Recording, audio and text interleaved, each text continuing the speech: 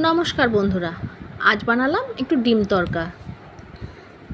চলুন তাহলে দেখি কীভাবে বানানো যায়।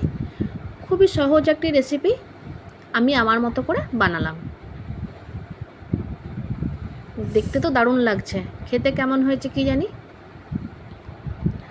প্রথমে কুকারে তড়কার ডালটা আমি একটু হলুদ আর তেল দিয়ে সেদ্ধ করে নেব।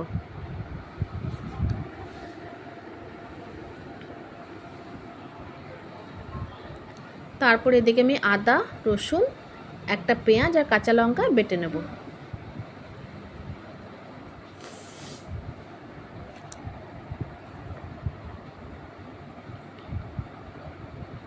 এদিকে মশলাটা বাটা হয়ে গেছে, এদিকে গ্যাসটা জ্বালিয়ে নিই, কড়াইটা চাপিয়ে দিলাম। কড়াইটা ভালোভাবে গরম হয়ে যাক। কড়াইটা ভালোভাবে গরম হয়ে যাওয়ার পরে সর্ষের তেল দিয়ে তাতে গোটা জিরে ফোড়ন দিয়ে পেঁয়াজ কুচিটা ভেজে নেব।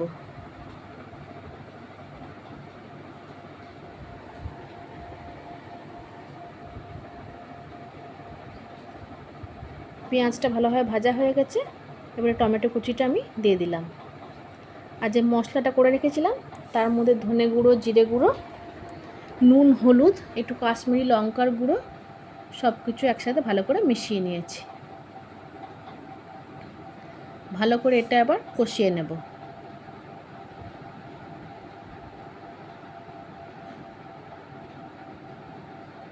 ভালো করে কষানো হয়ে যাওয়ার পরে সানরাইজের তড়কা মশলাটা আমি দিয়ে দিলাম।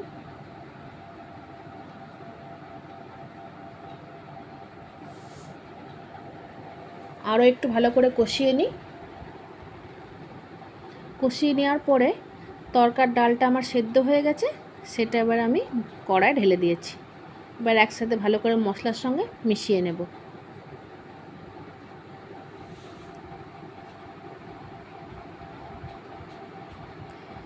এদিকে একটা ডিম ফেটিয়ে নিয়েছি, সেটা আমি বাটিতে তেল দিয়ে দিয়েছি। তেলটা গরম করে নিয়ে ডিমটা একটু ভুর্জি বানিয়ে নেব।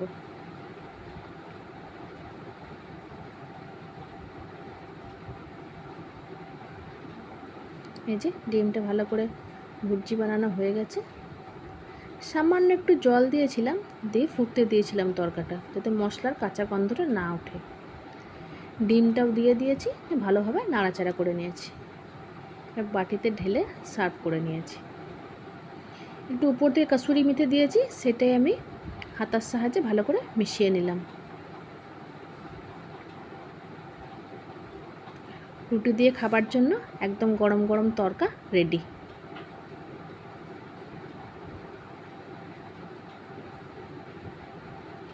চলুন ঢাকা দিয়ে রেখে দিই, নাহলে কসুরি মেথির গন্ধটা বেরিয়ে যাবে।